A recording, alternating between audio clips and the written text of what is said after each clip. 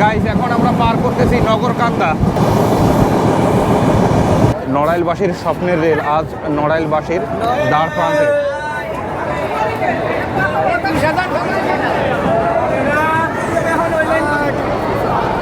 Hello lovely friend, welcome back to my channel. It's Asaduzzaman Babu. Let's get started new another blog video. Guys right now আমরা আছি Kamalapur railway station এবং আজকে আপনাদের দেখাবো ঢাকা থেকে বেনাপোল রুটে নতুন রূপসী বাংলা এক্সপ্রেস ট্রেনের প্রথম দিনের ভ্রমণ অভিজ্ঞতা। তো চলুন দেখতে থাকি, লেটস গো। বাংলাদেশের রাজধানী ঢাকার কমলাপুর রেলওয়ে স্টেশন থেকে আজকে একটি ট্রেন উদ্বোধন হতে যাচ্ছে, যে ট্রেনের নাম গ্রাম বাংলার সৌন্দর্যের আদলে দেওয়া হয়েছে রূপসী বাংলা এক্সপ্রেস। সেই ট্রেনটি আজ 24শে ডিসেম্বর 2024 সকাল 10:45 ঢাকার কমলাপুর রেলওয়ে স্টেশন থেকে উদ্বোধন হয়ে বেনাপোলের উদ্দেশ্যে ছেড়ে যাওয়ার কথা। এরপর কমলাপুর রেলওয়ে স্টেশনের 7 নম্বর প্ল্যাটফর্মে গিয়ে দেখি আমাদের ট্রেন দাঁড়িয়ে আছে রূপসী বাংলা এক্সপ্রেস। ট্রেনটিকে খুব সুন্দরভাবে সাজানো হয়েছে, ঝকঝকে নতুন একটি ট্রেন, যা দেখতে খুবই ভালো লাগতেছে। আর এই হচ্ছে আমাদের সেই রূপসী বাংলা এক্সপ্রেস কমলাপুর রেলওয়ে স্টেশনের 7 নম্বর প্ল্যাটফর্মে দাঁড়িয়ে আছে।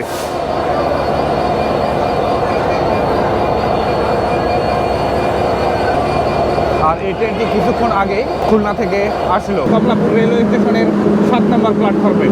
গাইস আমাদের এই ট্রেনটি এখন 827 নম্বর নিয়ে রূপসী বাংলা এক্সপ্রেস ঢাকা থেকে বেনাপোলের উদ্দেশ্যে রওনা দিবে।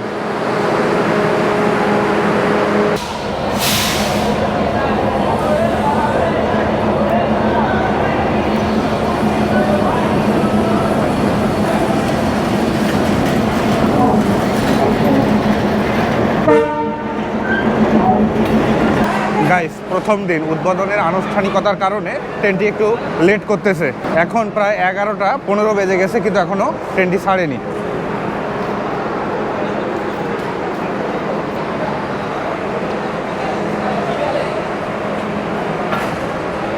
গাইস নির্ধারিত সময়ের 35 মিনিট দেরিতে আমাদের ট্রেন রূপসী বাংলা এক্সপ্রেস ঢাকা কমলাপুর রেলওয়ে স্টেশনের 7 নম্বর প্ল্যাটফর্ম থেকে ভাঙ্গার উদ্দেশ্যে রওনা দিচ্ছে।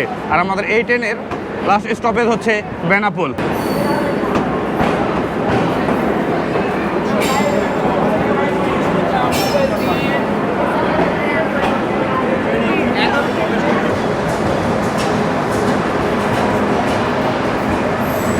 এই 8 নম্বর প্ল্যাটফর্ম থেকে নারায়ণগঞ্জের উদ্দেশ্যে ট্রেন ছেড়ে যায়।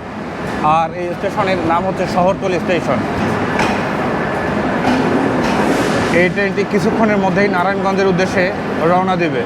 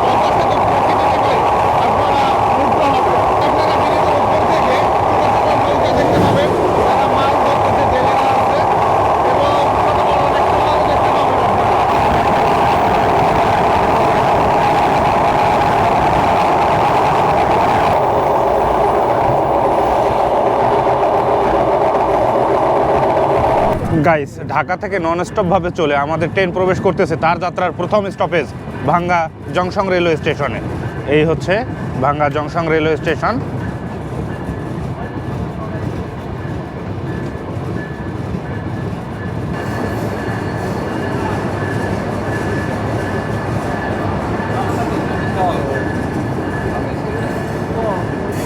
গাইস নির্ধারিত সময়ের 50 মিনিট দেরিতে আমাদের এই রূপসী বাংলা এক্সপ্রেস ট্রেন ভাঙ্গা জংশন রেলওয়ে স্টেশনে প্রবেশ করেছে। আর এখানে এই ট্রেনের স্টপেজ হচ্ছে 3 মিনিট।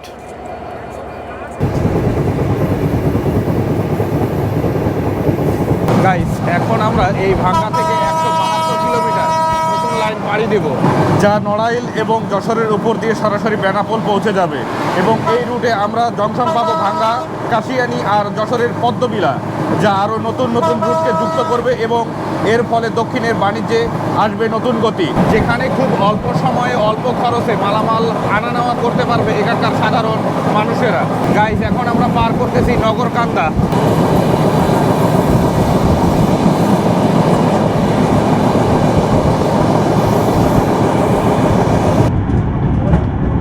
ঘড়ির কাঁটায় এখন বাজে দুপুর 1:08 আর আমাদের ট্রেন প্রবেশ করতেছে কাশিয়ানী জংশন রেলওয়ে স্টেশনে।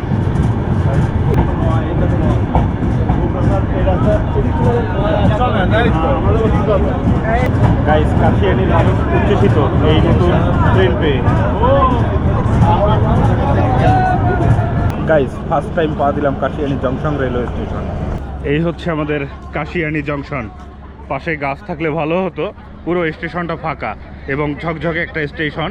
আর এই কাশিয়ানীর পরে আমরা পাবো কালনা ব্রিজ, যা গোপালগঞ্জ এবং নড়াইল জেলাকে যুক্ত করেছে। সেই সেতুও আজকে আপনাদের দেখাবো।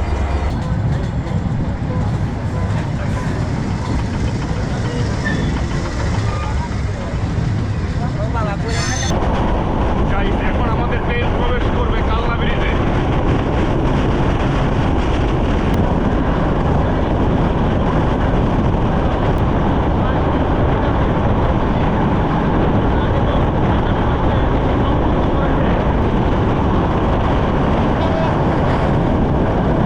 গাইস ঘড়ির কাঁটায় দুপুর 1:38 আর আমাদের ট্রেন প্রবেশ করতেছে নড়াইল।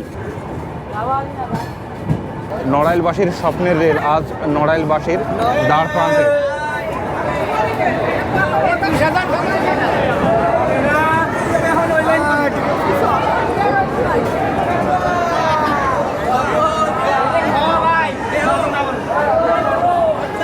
কেমন লাগতেছে ভাই? অস্থির। গাইস নড়াইলবাসী অতি আগ্রহ নিয়ে বসে আছে এই ট্রেনটিকে দেখার জন্য। তাদের জীবনে আজকে তারা এই ট্রেন দেখতেছে যে নড়াইলের ওপর দিয়ে ট্রেন যাচ্ছে। গাইস নড়াইল থেকে ছাড়ার পরে এই ট্রেনের পরবর্তী স্টপেজ হচ্ছে যশোর জংশন রেলওয়ে স্টেশনে। তো দেখা হচ্ছে যশোরে, লেটস গো।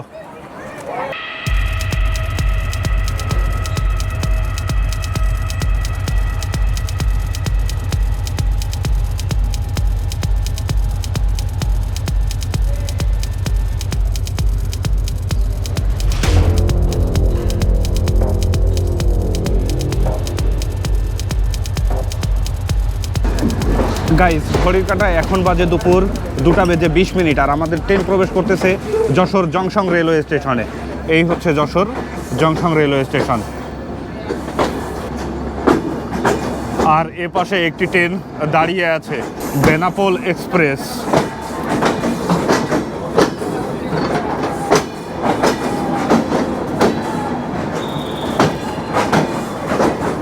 গাইস আমাদের ট্রেন ছেড়ে দিয়েছে যশোর জংশন রেলওয়ে স্টেশন থেকে। এখন আমাদের শেষ স্টপেজ বেনাপোলের উদ্দেশ্যে।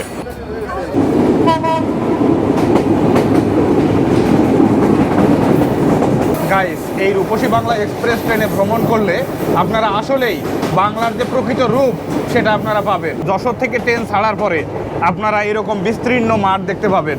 জাস্ট দেখুন কত বড় মাঠ।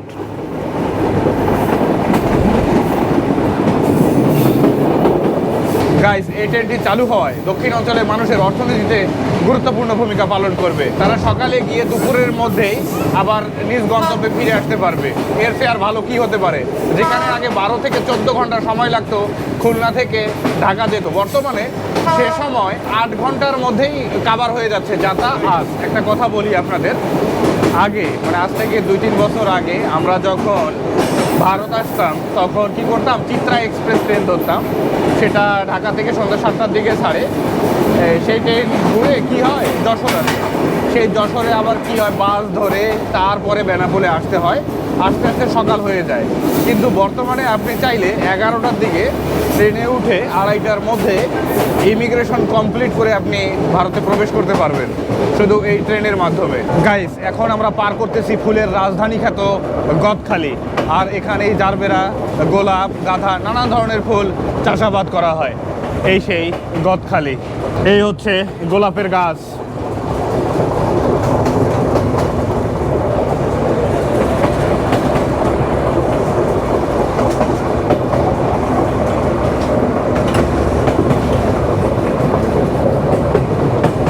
গাইস, এখন আমরা পার করতেছি যশোরের নাভারন রেলওয়ে স্টেশন।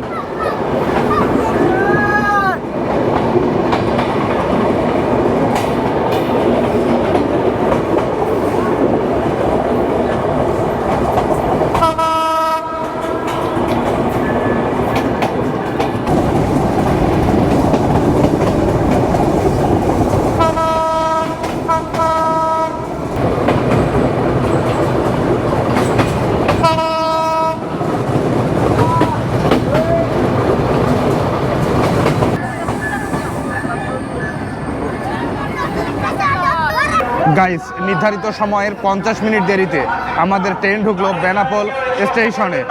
এই হচ্ছে বেনাপোল স্টেশন।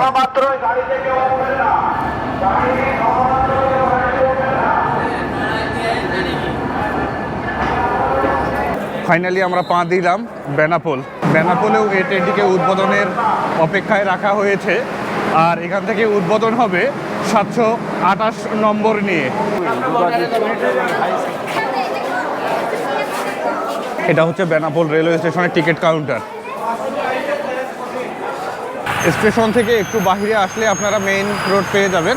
বের হয়ে হাতের ডানে যে রোড গেছে সেটা গেছে যশোরের দিকে, এবং বামে যে রোডটা গেছে সেটা গেছে বেনাপোলের উদ্দেশ্যে। এখান থেকে আপনারা 10 টাকা দিয়ে বর্ডারে যেতে পারবেন।